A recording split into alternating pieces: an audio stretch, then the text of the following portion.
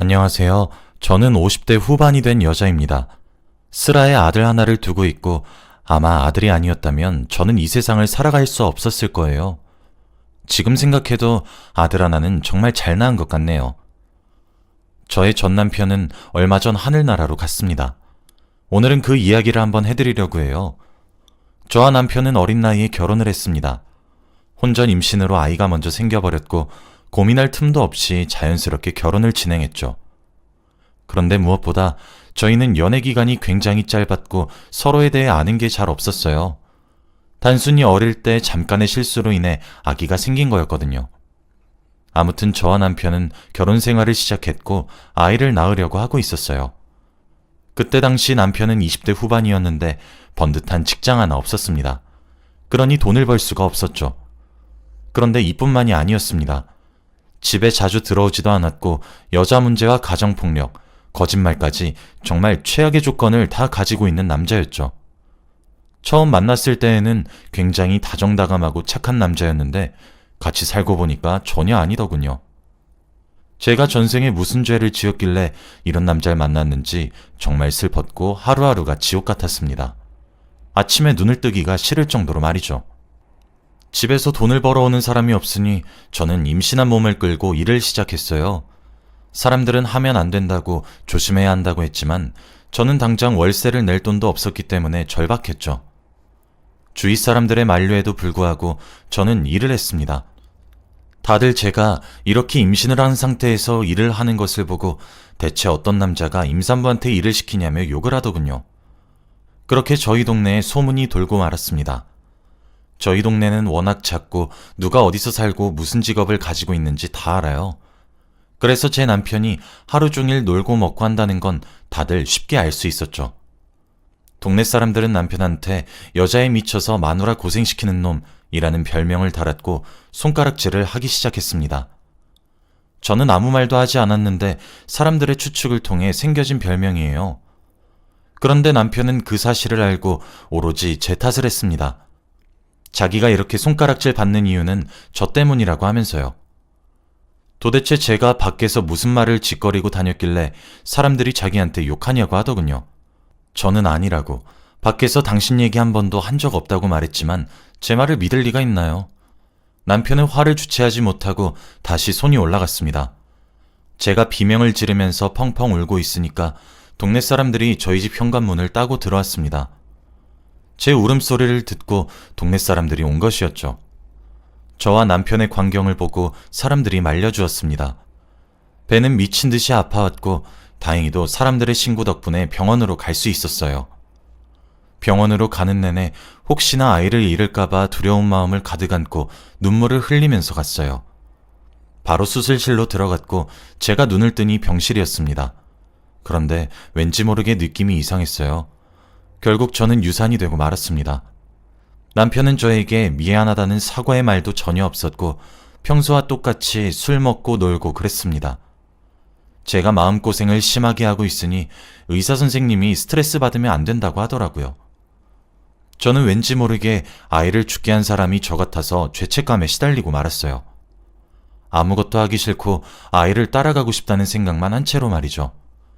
그런데 고맙게도 동네 사람들은 혼자 남겨질 저를 걱정해 주었고 많이 보살펴 주셨어요.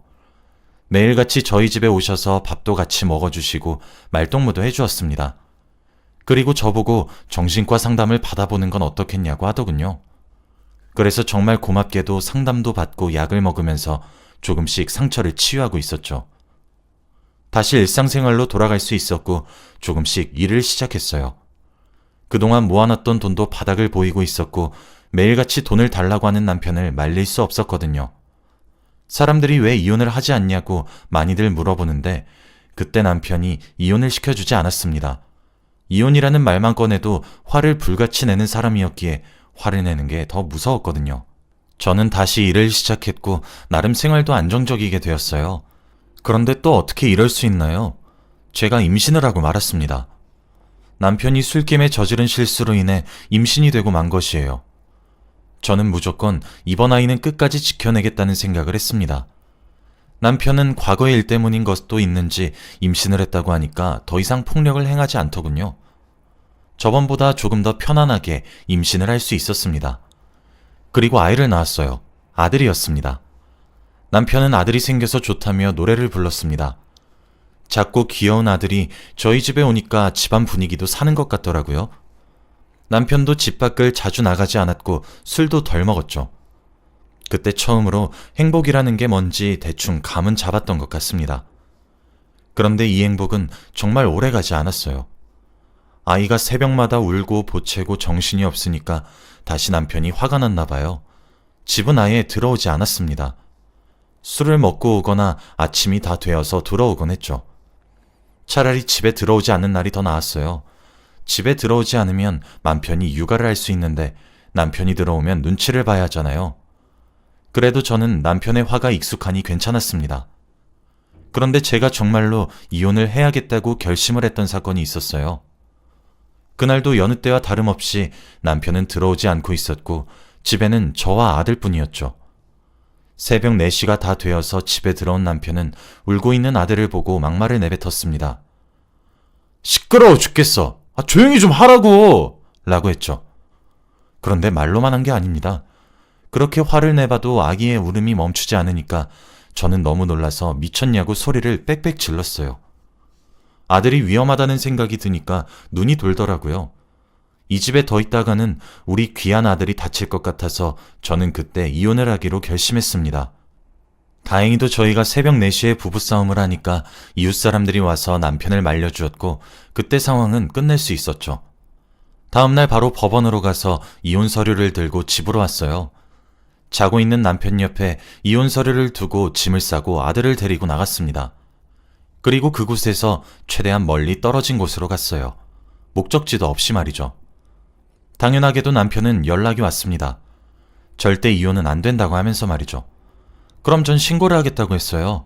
남편은 제 말에 비웃으면서 무슨 증거로 그렇게 당당하게 말하냐면서 아무 증거 없는 거 아니까 그냥 곱게 집으로 오라고 하더라고요. 그래서 그때 남편에게 본때를 보여주고 싶어서 정말로 신고를 했습니다. 정말 감사하게도 동네 분들께서 증언을 해주시고 집 근처에 CCTV도 많은 증거가 되었기 때문에 쉽게 고소가 가능했죠. 남편은 그렇게 감옥으로 갔습니다. 자연스럽게 저와 이혼도 가능했고 양육비도 받고 살 수 있었죠. 그런데 이 남자한테서 양육비를 받을 돈이 있겠나요? 가진 건 빚밖에 없는 사람입니다. 이 사람은 세상에서 자기가 제일 똑똑하고 잘난 줄 알아요. 배운 것도 없는데 말이죠.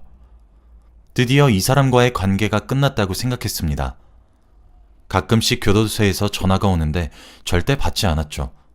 그리고 아이는 점점 커갔고 저는 돈을 벌이야 아이를 보살피랴 정신이 없어서 전 남편의 생각은 전혀 하지 못하고 있었습니다. 그러다 보니 출소를 한 기간이 지났다는 것도 까먹고 있었죠. 아들은 이제 고등학생이 되었고 대충 과거에 자신의 아빠가 어떤 사람이었는지 아는 눈치예요. 아들은 일찍 처리된 편이라서 제 앞에서 아빠라는 단어를 단 한 번도 말한 적이 없었고 다른 친구들을 부러워하거나 탓을 하지도 않았죠. 정말 고마웠습니다. 그런데 왜 전 남편은 잊을만 하면 나타날까요? 출소를 했는지도 몰랐고 몇 년간 연락을 전혀 하지 않았던 사이였기에 제가 조금 느슨해졌나 봅니다. 어느 날 모르는 번호로 전화가 오더라고요. 예전에 모르는 번호는 절대 받지 않았는데 아들을 키우니까 받아야 되는 상황이 많이 생기더라고요. 학교 선생님이나 학부모 등등 말이죠. 그래서 그날도 아무런 의심 없이 전화를 받았습니다. 그런데 목소리가 왠지 모르게 낯이 익었어요. 영수가 잘 지냈냐? 저는 그 한마디를 듣고 온몸에 소름이 끼쳤고 몇 년 전 아팠던 과거의 일이 파노라마처럼 머릿속에 지나갔습니다. 몇 년이 지나도 과거의 상처가 아물지 않았나 봅니다. 바로 저에게 전화를 건 사람은 전 남편이었어요. 저는 갑작스럽게 걸려온 전화에 손이 덜덜 떨렸고 목소리가 나오지 않더라고요. 그런데 그 사람이 하는 말은 정말 충격적이었습니다. 나 최정함이래. 당장이라도 저를 찾아와서 때릴 것 같은 사람한테서 이러한 말이 나오니까 기분이 묘하더라고요. 그래서 아무 말도 할 수 없었습니다. 제가 어떤 대답을 해야 할지 몰랐거든요. 그런데 그 사람이 다음으로 하는 말이 더 충격적이었어요. 나 곧 죽는데. 근데 이제 죽을 때가 되니까 너랑 아들이 너무 보고 싶다. 이제야 네 사랑이 정말 대단하다고 느꼈어. 이제서야 말하지만 정말 고맙고 미안했어. 그리고 영숙이 네가 너무 그리워. 내가 너무 미안해서 그런데 아들이랑 너랑 만나서 진심으로 사과하면 안 될까? 한 번도 이 사람 입에서 이런 슬픈 말이 나온 적이 없었는데 정말 감옥에 갔다 와서 사람이 되었는지 색다르더라고요. 저는 너무 놀라서 전화를 냅다 끊어버렸습니다. 심장이 미칠 듯이 터질 것 같았고 어떻게 해야 할지 모르겠더라고요. 그리고 죽는다고 생각하니까 조금 당황스러웠습니다. 그런데 그렇다고 과거를 절대 용서할 생각은 없었어요. 과연 이 사람을 만나는 게 맞는 건지 아니면 죽던 말던 그대로 내버려두는 게 맞는 건지 고민이 되었죠. 저는 원래 고민을 아들과 같이 이야기를 나누는 편인데 이번 일을 말할 수 없었습니다. 아들한테 아빠에 관련된 이야기를 단 한 번도 꺼낸 적이 없었거든요. 그리고 혹시라도 아들이 그 사람한테 흔들릴까봐 겁이 났습니다. 그렇게 한 몇 주 동안 고민만 했던 것 같아요. 제가 하루 종일 전 남편 전화 생각에 빠져서 어떻게 해야 할지 고민을 한다고 정신머리를 놓고 있으니까 아들이 무슨 일 있냐고 물어보더라고요. 말할지 말지 정말 고민이 되었지만 끝까지 말하지 않았어요. 그런데 이게 몇 주가 되니까 아들도 대충 눈치를 챈 기분이더군요. 어느 날 주말에 또다시 익숙한 번호로 전화가 왔어요. 딱 봐도 전 남편이었죠. 그런데 그날은 방에 아들이 있어서 전화를 받을 수 없었습니다. 들키고 싶지 않았거든요. 그런데 제가 전화를 받고 있지 않으니까 아들이 궁금해하는 겁니다. 누구냐고 하면서 말이죠. 저는 모르는 사람이라고 안 받아도 된다고 말을 돌렸지만 아들은 자기가 대신 받아주겠다며 제 휴대폰을 들고 전화를 받고 말았어요.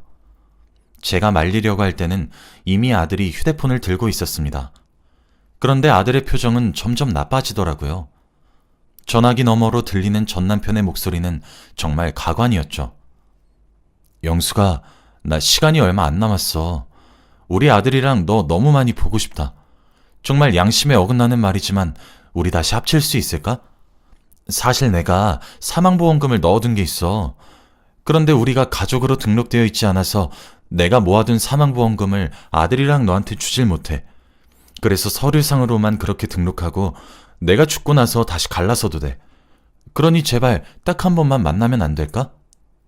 아들은 태어나서 처음으로 들어보는 아버지의 목소리에 눈물이 차오른 게 아니라 화가 잔뜩 나 보였어요. 그리고 전화를 뚝 하고 끊었습니다. 그러면서 저를 빤히 쳐다보더군요. 저와 아들 사이에는 아무 말도 오고 가지 않았습니다. 왠지 모르게 아들은 저한테 배신감을 느낀 것 같아요. 사소한 고민 하나까지도 서로 대화를 하면서 풀어나가던 모자 사이였는데 이렇게 중요한 문제는 제가 한마디도 안 했으니까요. 미안하긴 했습니다. 그렇게 한 몇 분간 서로 생각에 잠기다가 아들이 먼저 입을 열었어요. 내가 아버지 보러 갈게. 아들은 자기 혼자서 아버지를 보고 오겠다고 했고 저보고는 집에서 있으라고 하더군요. 혹시 모를 위험 상황을 대비해서 말이죠. 저는 알겠다고 했고 전 남편에게 주소를 받아서 아들을 보냈습니다. 혹시라도 아들이 다칠까봐 너무 걱정이 되긴 했지만 예전과 다르게 어엿한 성인이니 믿어보려고 했죠. 저는 집에서 기다리는 동안 정말 많은 생각을 했어요. 정말로 전 남편이 최장암일까 아니면 거짓말로 속여서 아들을 납치한 건 아닐까 하며 오만 상상을 다 했죠. 아들은 연락을 받지도 않았고 전화를 걸어도 연결음만 갔습니다.